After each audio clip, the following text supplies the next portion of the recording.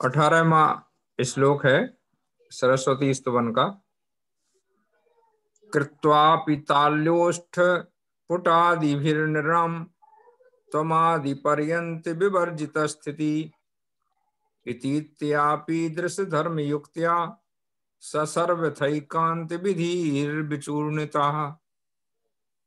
कृत्वापि ताल्वोष्ठपुटादिभिर्नृणाम् त्वमादिपर्यन्त विवर्जित स्थिति इति त्वयापि दृश्यधर्मयुक्त्या ससर्वथैकान्त विधिर्विचूर्णितः। क्या कह रहे हैं कि हे सरस्वती, कृतापि ताल्वोष्ठ पुटादिभिर्नृणाम, नृणाम माने मनुष्यों के, यद्यपि तू मनुष्यों के तालु और ओष्ठ पुटों से की गई है, निर्मित हुई है, उत्पन्न हुई है, फिर भी तेरी जो स्थिति है वो कैसी है? आदि और अंत से रहित है। माने सरस्वती का ना कोई आदि है और ना कोई अंत है, अर्थात आप कैसी हैं? अनादि निधन हैं। इति त्वया पीदृश धर्म युक्त्या, इस प्रकार धर्म से संयुक्त होने के कारण स सर्वथैकांत विधिर विचूर्णिता, सर्वथा एकांत विधान को आपने क्या किया है? नष्ट कर दिया है। जो वचन निकलते हैं, वह अक्षर वर्ण जो निकलते हैं वो तालु और ओंठों से निकलते हैं। तो यहाँ कह रहे हैं कि हे माता सरस्वती, कृत्वापि ताल्योष्ठ पुटादिभिर्नृणाम, एक विशेषता क्या आपकी कि जो वचन प्राप्त होते हैं मनुष्यों के लिए वह तालु और ओंठों से, ओष्ठ पुटों माने दोनों ओठों से प्राप्त होते हैं, लेकिन तुम आप आदि पर्यंत विवर्जित स्थिति, आदि और अंत से विवर्जित, विवर्जित माने रहित आपकी स्थिति है, लेकिन उसके बाद भी आपकी स्थिति आदि और अंत से रहित है। तो जिसका यहाँ विरोध क्या हो रहा है कि जिसका ये पता हो कि इसकी उत्पत्ति किससे हो रही है, तो जिसकी उत्पत्ति का परिज्ञान हो वह आदि से रहित कैसे हो सकता है। लेकिन ये ज्ञान के विषय में इस प्रकार की स्थिति है कि एक तरफ तो वह तालु और ओष्ठ पुटों से प्राप्त होती है मनुष्यों के लिए, लेकिन उसके बाद भी वह आदि और अंत से रहित है। इति त्वया पीदृश धर्म युक्त्या, इस प्रकार के धर्मों से युक्त। अब यहाँ धर्मों से युक्त जहाँ कह रहे हैं वहां कौन से धर्म से युक्त? तो जो अनेकांतवाद से युक्त धर्म है, अनेकांतवादी धर्म है, उससे हे सरस्वती आप संयुक्त हैं। इसलिए जो अनेकांतवादी है उससे निश्चित रूप से उसने एकांत का नाश कर दिया है। इसलिए सा वह सर्वथैकांत, सर्वथा संपूर्ण रूप से एकांत विधिर विचूर्णिता, एकांत को विधि पूर्वक जिसने क्या कर, एकांत का जो मार्ग है उसको विचूर्णिता। अब विचूर्णिता और चूर्णिता में क्या अंतर है? चूर्णिता का मतलब है चूर चूर कर दिया है, और विचूर्णिता का मतलब है विशेष रूप से चूर्णता, चूर्ण चूर्ण कर दिया है, माने रहित बना दिया है। तो इसलिए हे माता सरस्वती, यद्यपि तुम मनुष्यों के तालु और ओष्ठ पुटों से प्राप्त की गई हो, लेकिन आपकी जो स्थिति है वह कैसी है? आदि और अंत से रहित है। इस प्रकार धर्मों से संयुक्त माने अनेकांत धर्म से संयुक्त है सरस्वती, आपने सर्वथा एकांत मार्ग का निरसन कर दिया है, नाश कर दिया है, ऐसा भली भांति जानना चाहिए। अपिप्रियाता वसमेक जन्मनि दिव्येनु चिंतामणि कल्प पादपः फलन्ति ही त्वं पुनरत्र चापरे भवे कथम तैरुपमीयसे बुधई। क्या कह रहे हैं कि हे देवी सरस्वती, बागाधि देवते, भू माता, त्वया किसी रीति से बस को प्राप्त हुए। अब तीन लोगों की यहाँ स्थिति बता रहे हैं। एक द्युधेनु, धेनु में कामधेनु, और चिंतामणि रत्न, और तीसरा कल्प पादपा। पादप माने होता है वृक्ष, तो कल्प वृक्ष। इस संसार में तीन की जो तीन लोग, तीन जो चीजें हैं, एक कामधेनु, एक चिंतामणि रत्न और एक कल्प वृक्ष।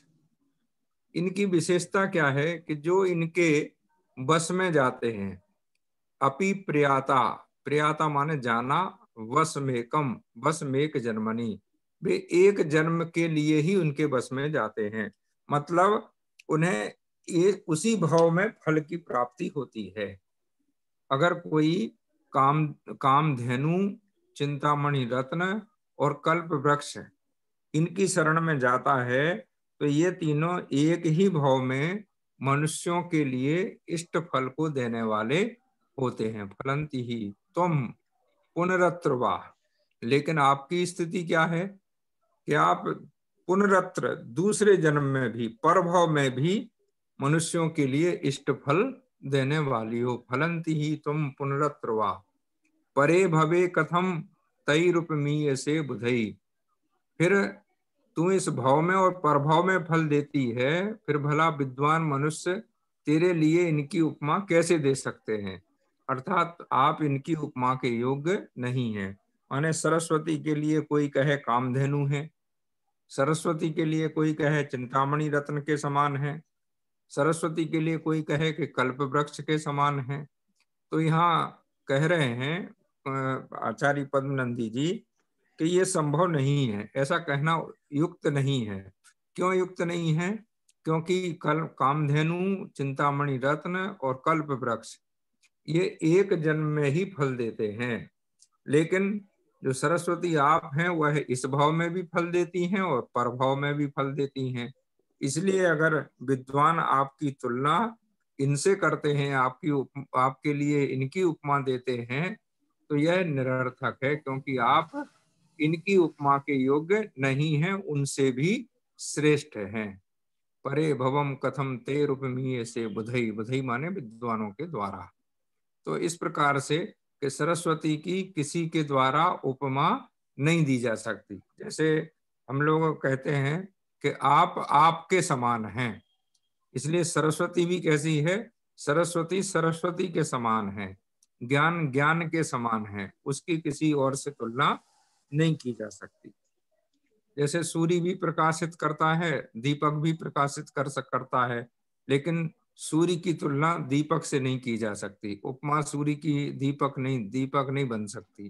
तो ऐसे ही अगर कोई व्यक्ति कहता है कि सरस्वती कामधेनु के समान है, सरस्वती चिंतामणि रत्न के समान है, सरस्वती कल्प वृक्ष के समान है, तो विद्वान कहते हैं कि यह उपमा ठीक नहीं है, क्योंकि कामधेनु, चिंतामणि और कल्प वृक्ष ये इस जन्म में ही फल देते हैं, लेकिन ज्ञान जो है सरस्वती वह इस भाव में भी फल देती है और परभाव में भी फल देती है। इसलिए इन तीनों से भी यह श्रेष्ठ है।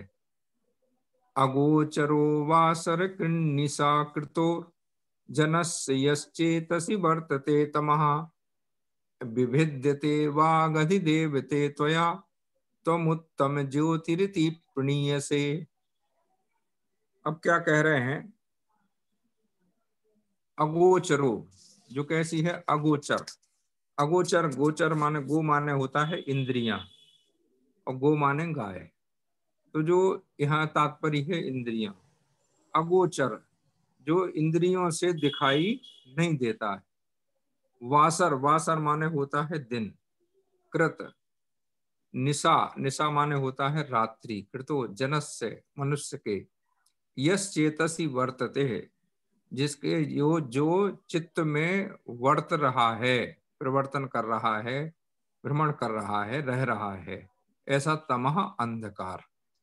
विभिद्यते, विभिद्यते भेदन कर देते हैं विशेष रूप से। बागधि देवते, हे बागधि देवते सरस्वती, त्वया त्वमुत्तम ज्योतिरिति पुण्य से। त्वया, त्वया माने आप कैसी हैं? उत्तम ज्योति, उत्तम ज्योति स्वरूप प्रणीय से कहा जाता है। इति हेतु, इसका इति, इति माने इस कारण से। अब यहाँ इस प्रकार से या इस कारण से। अगोचरहा, जो अगम्य है, जहां जाया नहीं जा सकता। यहाँ क्या कह रहे हैं कि हे बागधि देवते सरस्वती, लोगों के चित्त में जो अंधकार स्थित है, और वो कैसा है, वह सूर्य और चंद्र का भी विषय नहीं है। जैसे सूर्य का जब प्रकाश होता है तो बहुत सारी चीजें, लगभग संसार की, पृथ्वी की सारी चीजें दिखाई देने लगती हैं। जब चंद्रमा का प्रकाश होता है रात्रि में तो भी बहुत सारी चीजें दिखाई देने लगती हैं। लेकिन जो मनुष्य के चित्त में व्याप्त अंधकार है, वह सूर्य को भी दिखाई नहीं देता और चंद्रमा को भी दिखाई नहीं देता। लेकिन जो अंधकार हृदय में व्याप्त, मनुष्य के हृदय में व्याप्त जो अंधकार सूर्य और चंद्र के द्वारा भी नष्ट नहीं हो पाता है, उस अंधकार को हे देवी सरस्वती आप नष्ट करती हैं। इसलिए आप कैसी हैं? उत्तम ज्योति। उत्तम ज्योति, परम ज्योति, तज्जति परम ज्योति, केवल ज्ञान को परम ज्योति कहा है। तो यहाँ कह रहे हैं इसलिए तुझे उत्तम ज्योति अर्थात सूर्य चंद्र से भी श्रेष्ठ दीप्ति, दीप्ति माने कांति को, प्रकाश को धारण करने वाली कहा जाता है। इस प्रकार से कि मतलब जो सूर्य है उसकी भी एक सीमा है, चंद्रमा है उसकी भी सीमा है, लेकिन ज्ञान कैसा है? असीम है। वह हृदय के अंदर व्याप्त अंधकार को भी प्रकाशित कर देता है, ऐसा यहाँ कहा गया है। जिनेश्वर स्वच्छ सरहा सरोजनी, त्वमंग पूर्वादि सरोज राजिता, गणेश हंस ब्रज सेविता सदा, करोसि केसाम नमुदम परामिह। अब क्या कह रहे हैं? वो देवी, हे देवी तुम इह लोक, इह माने इस लोक में, केसाम माने जीवों के, पराम मुदम हर्षम न करोसी, हर्ष ना करोती नहीं करती हो, अपितु सर्वेशाम प्राणिनम मुदम करोसी, आप किन जीवों के लिए हर्ष उत्पन्न नहीं करती हो? तो उत्तर दे रहे हैं कि आप तो सभी के लिए, सभी प्राणियों के लिए हर्ष उत्पन्न करती हो। किम लक्षणा तुम, आपका लक्षण क्या है? तो जिनेश्वर स्वच्छ सरोवरस सरोजनी कमलनी वर्तते, आप कैसी हैं? जिनेश्वर रूपी, जिनेन्द्र भगवान रूपी स्वच्छ सरोवर की कमलनी है। जैसे स्वच्छ सरोवर, तो जिनेश्वर को क्या बना दिया यहाँ कवि ने कि वह तो स्वच्छ सरोवर है, और उसमें जो खिला हुआ कमल है वह ज्ञान का ज्ञान रूप है, और वह आप हैं। पुनः किम लक्षणम तुम, तो अंग पूर्वादि सरोज कमलानी, कमलनी के समान, कमलनी जिसमें कमल का फूल खिलता है ना, कमल नाल, और उसमें भी क्या हो रहा कि कमल किसके खिल रहे हैं?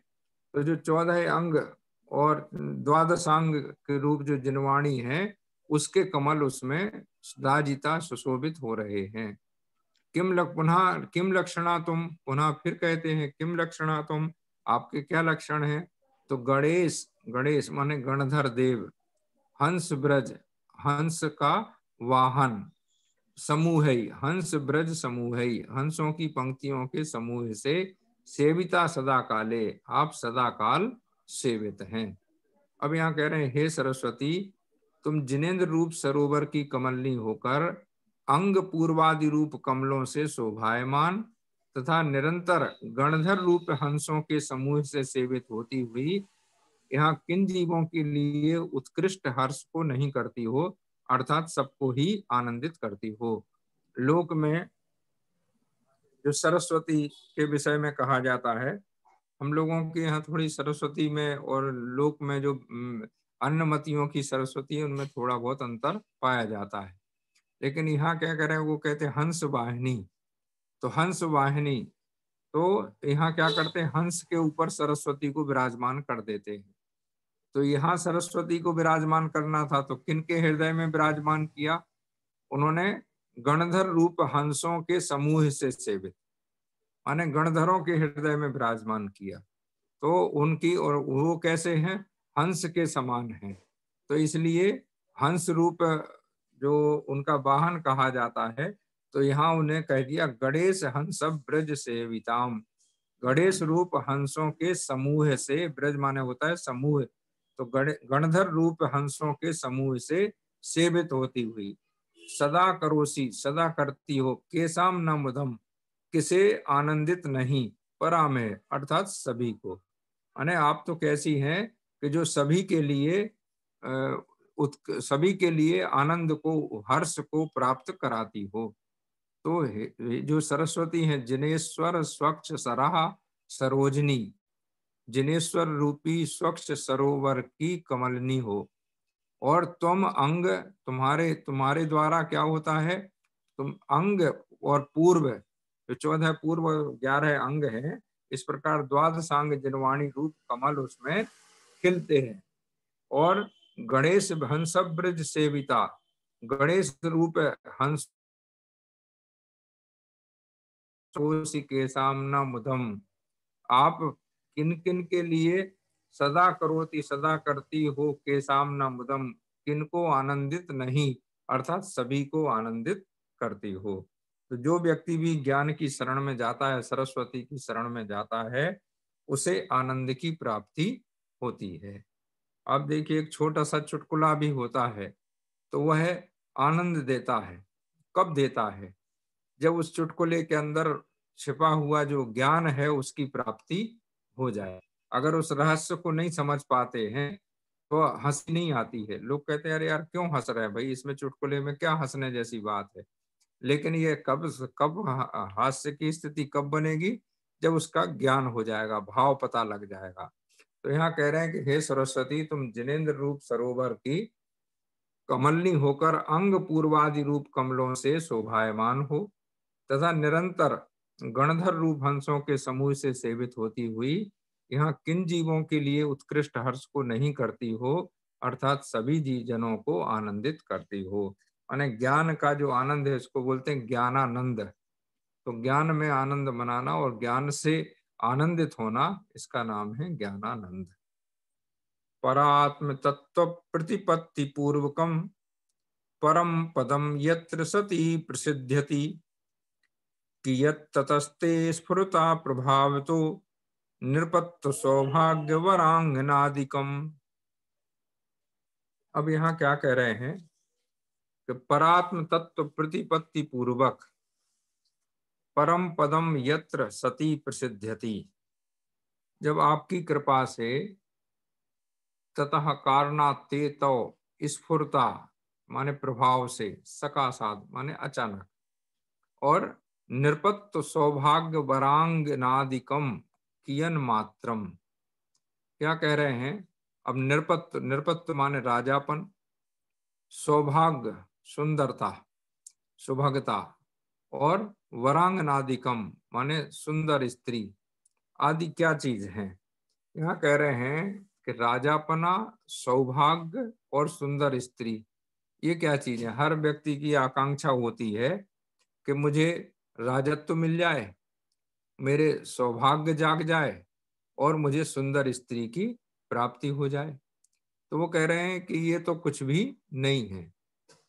हे देवी, जहां तेरे प्रभाव से क्या हो रहा है? आत्मा परात्म तत्व प्रतिपत्ति पूर्वकम परम पदम, परम पदम माने उत्कृष्ट पद, यत्र जहां सती प्रसिद्धति, यह प्रसिद्ध है, सिद्ध हो जाता है, प्रसिद्धति माने सिद्ध हो जाता है। तो हे देवी, जहां आपके प्रभाव से आत्मा और पर का ज्ञान हो जाने से, स्वपर का ज्ञान हो जाने से, यानी भेद विज्ञान हो जाने से प्राणी को परम पदम प्रसिद्धति माने उत्कृष्ट पद सिद्ध हो जाता है, प्राप्त हो जाता है।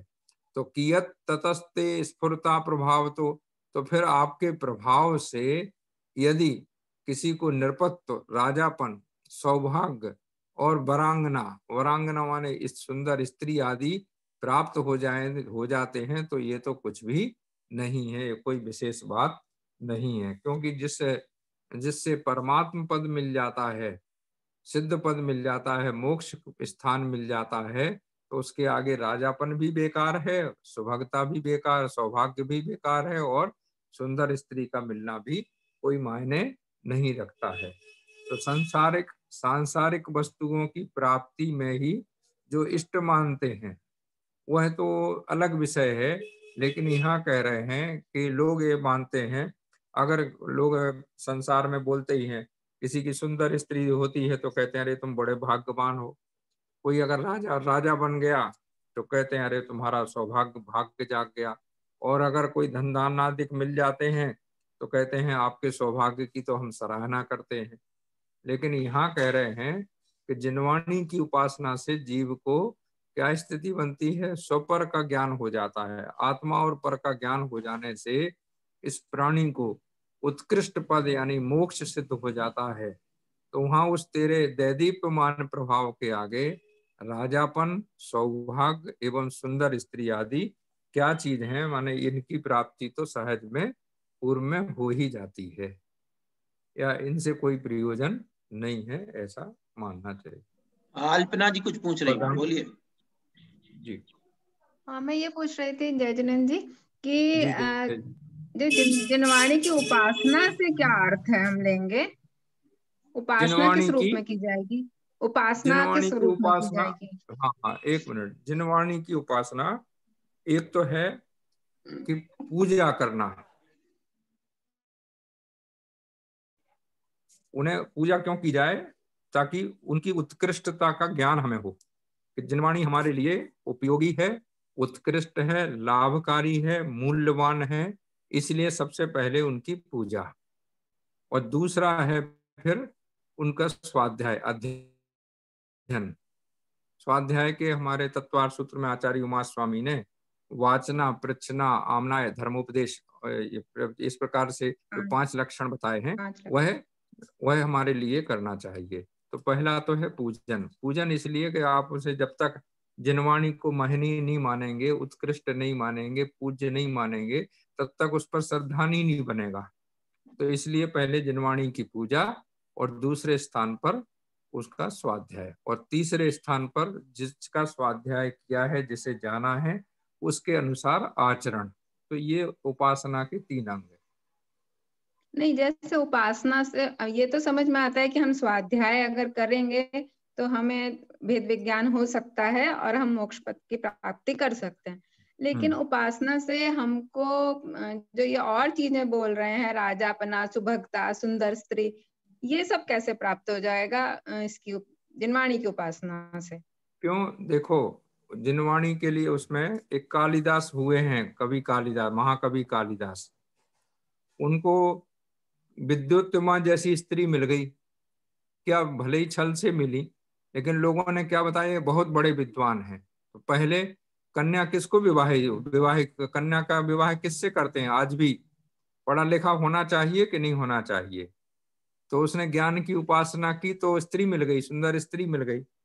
आप बताइए, आप खुद, अब मैं देख नहीं पा रहा हूँ आपका फोटो लेकिन आपकी मान लो लड़की हो तो आप किससे विवाह करेंगी? नहीं, पढ़ा लिखा तो ज्ञानवान से। ठीक है, लेकिन विद्वान माने ज्ञानवान। भले ही आज इंजीनियर, वो भी तो विद्वान ही है, कोई अकेले जैन धर्म का ही विद्वान थोड़ा है। साइंटिस्ट है, कोई डॉक्टर है, वकील है। तो सबसे पहले आप बताइए, अनपढ़ को विवाहित करेंगे कि पढ़ा लिखा ढूंढेंगे दामाद? पढ़ा लिखा ढूंढेंगे, वो तो ठीक है, तो फिर लेकिन बस ये भी तो तो कहा ज्ञान जाता से, है। सुनो सुनो, ज्ञान से, विद्वत्ता से सबसे पहले पुराने पुराणों में देखें आप, तो राजा कन्या के कौन देखते थे? तो ज्ञानवान है कि नहीं है कोई। तो ज्ञान ज्ञान संपन्न होने से राजा किसको बनाया जाए? मूर्ख को बनाया जाए कि विद्वान के जो व्यक्ति ज्ञान संपन्न है उसको बनाया जाए? तो राजा भी इसी प्रकार से चुना जाता था। बाकायदा परीक्षाएं होती थी राजा की, और उसके ज्ञान की परीक्षा होती थी। आप ये अभय कुमार आदि की परीक्षा देखिए कि कैसे परीक्षा ली गई। उन्होंने कहा कि 3 शर्तें रखी।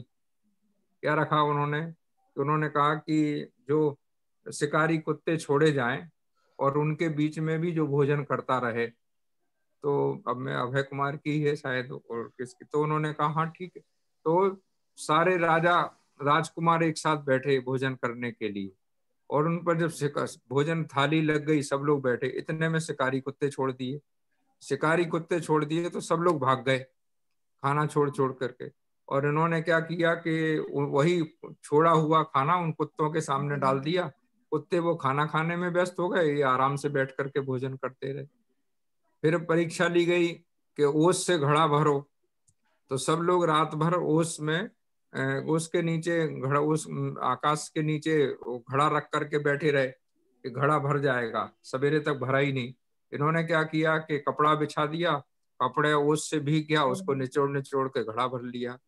उनसे कहा गया कि तो उसमें राजमहल में आग लगा दी जाएगी, और जो व्यक्ति सबसे बहुमूल्य वस्तु को लेकर के भाग जाए, बचा ले, उसे राजा बना दिया जाए। तो सब लोग तो अपने धन संपन्न, धन पैसा हीरे जवाहरात लेकर के भागने लगे। इन्होंने सिंहासन उठाया और भाग गया, क्योंकि राजा तो सिंहासन से होता है, तो सबसे बहुमूल्य। कोई तो इस प्रकार से विद्वत्ता से, ज्ञान संपन्नता से राजा बनाया जाता था।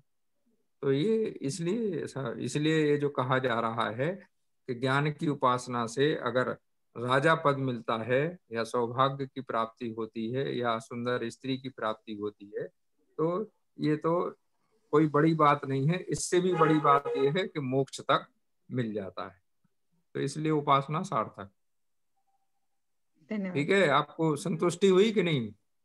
हाँ, संतुष्टि हुई, लेकिन ये भी तो कहा जाता है कि सरस्वती और लक्ष्मी एक साथ नहीं होते हैं। नहीं, ये ऐसा लोक में ऐसा पहले कह देते थे, आजकल नहीं। आजकल तो जिनके पास सरस्वती है उन्हीं के पास लक्ष्मी है। आप ये बताइए, अभी जो है जितने लोग जो संसार के सबसे धनिक व्यक्ति हैं, वो अपने आप में अपने अपने एक एक कला में माहिर हैं, तो उनके पास सरस्वती भी है और लक्ष्मी भी है। अब ये भी हो सकता है कुछ लोगों के लिए प्रारब्ध जैसे भाग्य भी होता है कि पूर्व जन्म में किया था और इस जन्म में प्राप्त हो गया। तो लेकिन ये कोई अब नहीं है। हम लोग सब जो है अभी बहुत अच्छी, आज मुझे 2 लाख रुपए सरकार देती है हर महीने, तो अब बताइए लक्ष्मी नहीं है क्या हमारे पास? क्या नहीं है? मकान है, मतलब अपना सब कुछ है हमारे पास। तो अब सरस्वती है और साथ में लक्ष्मी भी है। कितने ऐसे सैकड़ों उदाहरण मिल जाएंगे आपको। जी, और सरस्वती की उपासना से ही आपको ये सब कुछ प्राप्त नहीं, आप बताओ, नहीं पढ़े लिखे होते तो कौन कौन देता पैसा, बताओ तो। लेकिन दोनों चीजें हैं ना आज, कि भाई हम पढ़े लिखे भी हैं। अब अपने को बोल रहा हूं मैं, इसलिए पैसे नहीं कहता, लेकिन आपने चूंकि पूछा इसलिए मैंने बता दिया भाई कि हम पढ़े लिखे भी हैं, तो विद्वान भी हैं, और साथ में पैसा भी भरपूर है, कोई ऐसी कमी तो है नहीं। जी जी जी, धन्यवाद।